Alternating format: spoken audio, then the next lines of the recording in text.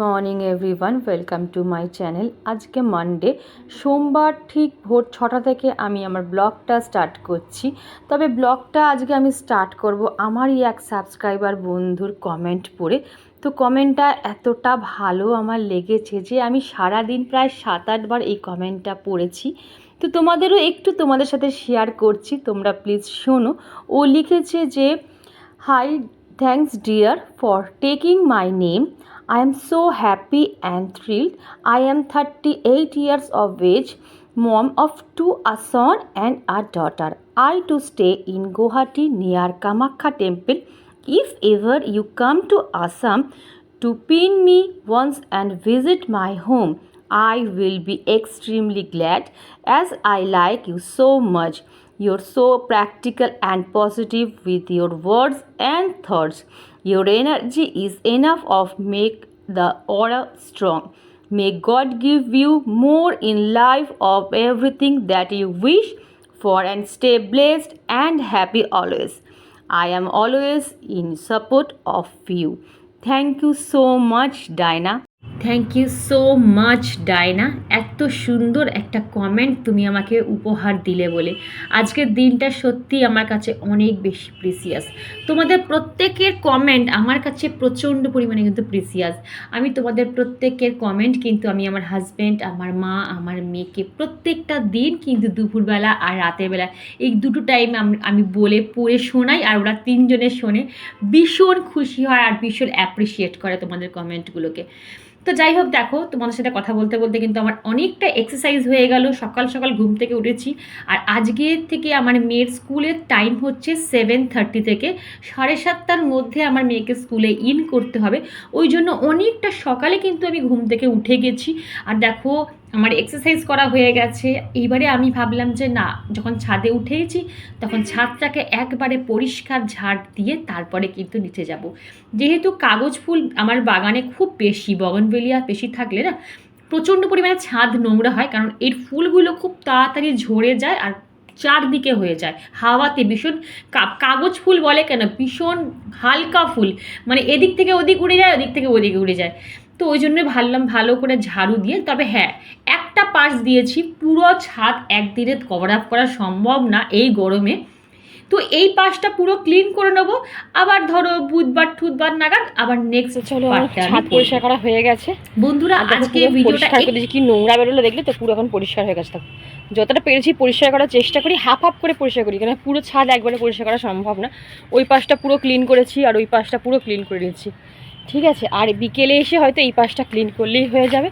আর অনেকগুলোই জবা ফুল ফুটেছে, কিন্তু এখন আর ইয়ে করবো না, তুলবো না, কারণ এখন একটু ফোটেনি, দেখেছো এখনও মোটামুটি এগুলো ফোটেনি।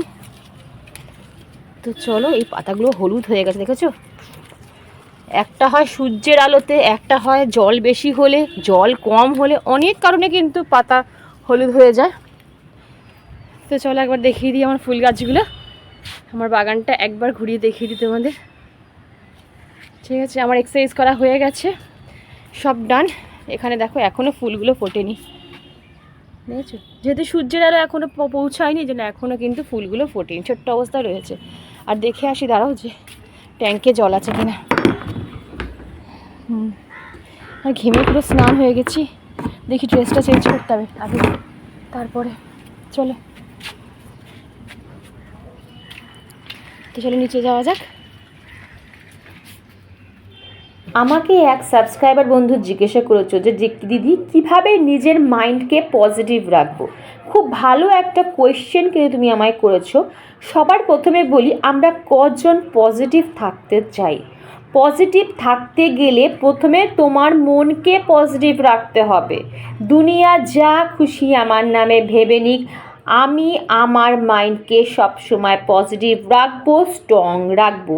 আমার নামে কে কী ভাবলো সেটা তার ভাবনা, তার মানসিকতা। আমি কেন সেই সব ভেবে নিজেকে নেগেটিভিটির মধ্যে জড়াবো। তো বন্ধুরা দেখো আমি নিচে চলে এসেছি, মুখটা ভালো করে ওয়াশ করে নিয়েছি, জলের ঝাপটা দিয়ে একদম নিজেকে রিফ্রেশ করে নিয়েছি। এখন আমি বসে খাবো ডিটক্স ওয়াটার। আমার এক সাবস্ক্রাইবার বন্ধু জিজ্ঞেস করেছিল যে ডিটক্স ওয়াটারে আমি কি জল অ্যাড করি। প্লেন নর্মাল অ্যাকোয়াগার্ডের জল ইউজ করি, ঠান্ডা জল না, যেটা রুম টেম্পারেচারে যে জলটা হয় সেই জলটাই কিন্তু আমি এখানে ইউজ করছি। তো বন্ধুরা ভিডিওটা কিন্তু একটুও স্কিপ করো না, কারণ আমি কিন্তু মধ্যেই কিন্তু তোমাদের কোয়েশ্চেনের আনসার দেবো, আর এই জিনিসটা নিয়ে আমি কিন্তু টপিকটা নিয়ে কিন্তু ডিসকাস করতে থাকবো। তো ঘড়িতে এখন বাজে 8:05। তো দেখলে তোমরা 8টার মধ্যে আমার অনেকগুলো কাজ কমপ্লিট হয়ে গেল। ডিটক্স ওয়াটার এসে খেয়েছি, তার 15 মিনিট পর আমি একটু চা মুড়ি খেয়েছি। তো ভাবলাম না 10টা মিনিট একটু রেস্ট নিই, কারণ সব কিছুরই একটা রেস্টের দরকার। যেমন গাড়ি এক নাগারে চললে তাকে 5 মিনিটে একটু রেস্ট দিতে হয় ইঞ্জিনটাকে ঠান্ডা করার জন্য, ঠিক তেমনি আমাদের মানুষের শরীরটাকেও কন্টিনিউয়াসলি যদি কাজ করে যাও এক নাগারে, দেখবে তোমার এনার্জি কিন্তু পুরো ডাউন হয়ে যাবে। যত বেলা যাবে এনার্জি তত ডাউন হয়ে যাবে। ওই জন্য এই গরমকালে কি টানা কাজ করবে না, একটু কাজ করলে 5 মিনিট এসে ফ্যানটা চালিয়ে একটু বসে নিলে, একটু রিল্যাক্স করে নিলে, তারপরে আবার কাজ করতে শুরু করে দাও। যাই হোক, আমি সকাল থেকে দেখলে এতগুলো কাজ করলাম, করে এইবারে 5টা মিনিট বসলাম, বসে রিল্যাক্সে চা খেলাম, তারপরে কিন্তু আমি আবার কাজে হাত দেবো, তারপর আবার একটু বসবো, রেস্ট নেবো, তারপরে আবার আমি রান্নাঘরে যাব। ঠিক আছে? মানে দিনের শুরুটা যদি তোমরা এনার্জেটিকভাবে বা হেলদিভাবে যদি তোমরা শুরু করতে পারো, তাহলে দেখবে তোমাদের সারাটা দিন কিন্তু এনার্জেটিকভাবেই যাবে। শুরুটা সবসময় ভালো করবে, শুরুটা যদি ভালো হয় শেষটাও কিন্তু ভালো হবে। তো চলো, অনেক জ্ঞান দিয়ে দিলাম, দেখতে থাকো ব্লগটা। নেক্সট আমরা ঘুম থেকে উঠে ফার্স্ট কি চেক করি বলো তো? আমাদের মোবাইল। আচ্ছা, ভালো কথা, মোবাইলে অনেক ভালো জিনিস দেখার আছে, অনেক ভালো জিনিস শেখারও আছে। আমার এই ভিডিওটা তোমরা কিন্তু মোবাইলের দ্বারাই দেখছো। এই ভিডিওটা কিন্তু তোমাদের অনেক কাজে আসবে, তোমরা অনেক বেশি মোটিভেট হবে। বাট আমরা কিন্তু এইগুলো কটা মানুষ দেখি বলো তো? আমরা বেশি কি দেখি? মানুষের হোয়াটসঅ্যাপের স্ট্যাটাস চেক করি, সকালবেলা ঘুম থেকে উঠেই ফার্স্ট হচ্ছে হোয়াটসঅ্যাপ খোলো আর স্ট্যাটাস চেক করো। আর কি ফেসবুক, ইনস্টাগ্রাম, কে কী পোস্ট করলো, কোথায় খেলো, কোথায় ঘুরলো, কী করলো, কী কিনলো, এই হচ্ছে আমাদের মেন সকালবেলা উঠে চেক করা। কিছু কিছু মানুষ আছে তাদের হোয়াটসঅ্যাপ স্ট্যাটাসের মাধ্যমে তারা লাইফস্টাইলটা সবার সামনে শো আপ করে, আর কিছু কিছু মানুষ আছে যেগুলো বসে বসে তাদের এই লাইফস্টাইল শো আপ করাটা গেলে বা দেখে, আর তাদের কী বলো মূল্যবান সময়টা তারা নষ্ট করে, আর ভাবে কি যে আমরাও যদি এরকমভাবে লাইফস্টাইল মেনটেন করতে পারতাম, এইভাবে দিন কাটাতে পারতাম। আরে তুমি যদি তাদের এই লাইফস্টাইলটা ফলো না করো, তাদের এই স্ট্যাটাস চেক না করো, তোমার মধ্যে তো এইসব চিন্তাধারাই আসবে না, আর তুমি সকাল থেকে আরও বেশি তোমার কাজে কিন্তু তুমি প্রোডাক্টিভ হতে পারবে। এটা তো আমার মনে হয়। তাই আমি কিন্তু বিগত 2 বছর ধরে এই সব থেকে 10 হাত দূরে নিজেকে সরিয়ে রেখে অনেক বেশি পজিটিভ হয়ে উঠেছি। বিশ্বাস করো, ওরা কে কোথায় যাচ্ছে, কি করছে, আমার কি হবে জেনে? তোমার যদি কিছু জানতে হয় বা শিখতে হয়, ভালো বই পড়ো, মোটিভেশনাল ভিডিও দেখো, জীবনে অনেক নলেজ গ্যাদার করতে পারবে। দেখো বন্ধুরা, কথা বলতে বলতে কিন্তু মেয়ের স্টাডি রুমটা পুরো ক্লিন করে নিলাম, আর এই যে মেয়ের ডেস্কটা সরাতে গেলে যে আমার কি অবস্থা হয় কি বলবো, এত পরিমাণে ভারী, যখন এটাকে সরিয়ে পরিষ্কার করে আবার পেছন দিকে ঠেলে দিই না, নিজেকে একটা বাহুবলী মনে হয় যে আমি বাবা কত শক্তি আমার মধ্যে যে এটাকে আমি সরিয়ে পরিষ্কার করতে পারি।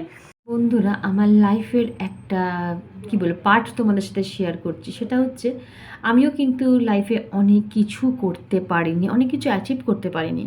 আমার স্কুল ফ্রেন্ডস, কলেজ ফ্রেন্ড আজকে অনেকে কর্মরত, ওয়ার্কিং লেডি, কেউ কেউ বাইরেও কর্মের জন্য শিফট হয়ে আছে, কিন্তু আমি হাউসওয়াইফ। সো তাতে কি হয়েছে, আমি কিন্তু নিজেকে প্রাউড ফিল করি অ্যাজ আ হোম মেকার হিসাবে।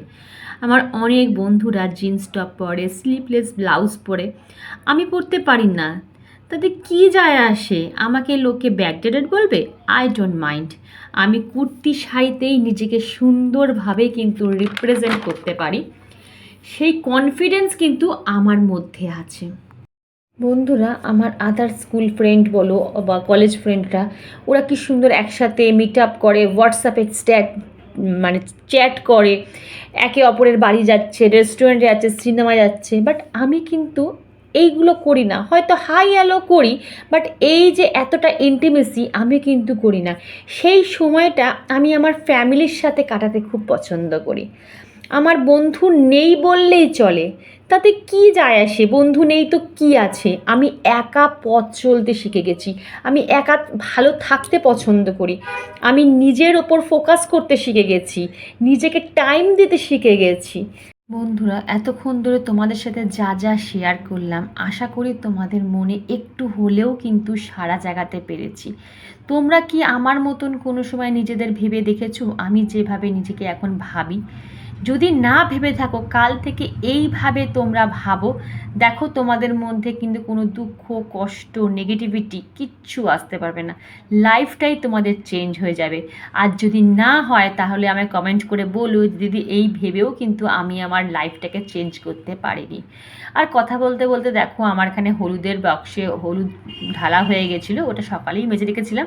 আর এখন এই স্টোরেজ বক্সটা খালি হলো। যখনই যে স্টোরেজ বক্স খালি হয় সঙ্গে সঙ্গে কিন্তু সেটা আমি মেজে নিই, মেজে একদম শুকাতে দিই, শুকিয়ে গেলে আবার আমি ভেজিটেবল হোক যা হোক স্টোর করে রেখে দিই।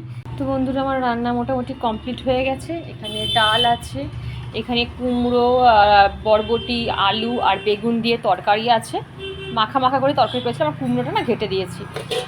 ও আচ্ছা, এখানে ডাটা দিয়ে সর্ষে, ডাটা দিয়েই করেছি, নামানোর আগে একটু সর্ষে পোস্ত বাটা দিয়ে নামিয়েছি, খুব সুন্দর কিন্তু খেতে হয়েছে।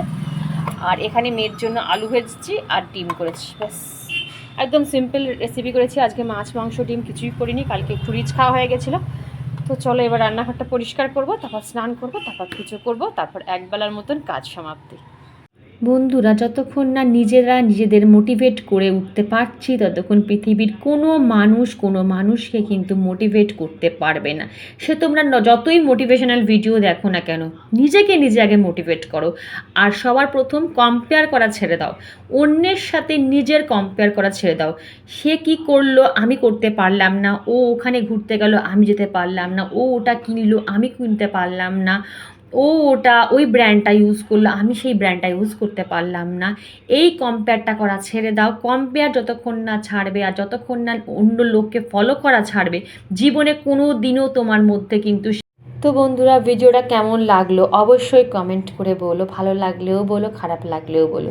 আর আমি যদি আমার ভিডিওতে যদি কোনো ভুল ত্রুটি হয়ে থাকে অবশ্যই কমেন্ট বক্স সবসময় আমার খোলা থাকে, আমায় কমেন্ট করে বলো দিদি এই জিনিসটা তোমার ভুল, আমি কিন্তু মাথা পেতে নেব, কারণ আমি ভুল স্বীকার করতে কিন্তু জানি। আর ভিডিওটা বেশি বড় করলাম না, এইটুকুই রাখলাম। যারা ধৈর্য সহকারে আমার পুরো ভিডিওটা দেখলে তাদের অন্তর থেকে অনেক অনেক ভালোবাসা আর ধন্যবাদ। আর যারা চ্যানেলটা এখনও সাবস্ক্রাইব করলে না তাদের কাছে অনুরোধ করছি যাওয়ার আগে চ্যানেলটা সাবস্ক্রাইব করে আমার পাশে থেকে যেও, লাইক করো, শেয়ার করো আর কমেন্ট করতে ভুলো না। আজকে এইটুকুই, কালকে আবার দেখা হবে নতুন একটা ইন্টারেস্টিং ব্লগ নিয়ে। তো দেখুন সবাই খুব খুব ভালো থেকো আর আমার পাশে থেকো। টাটা।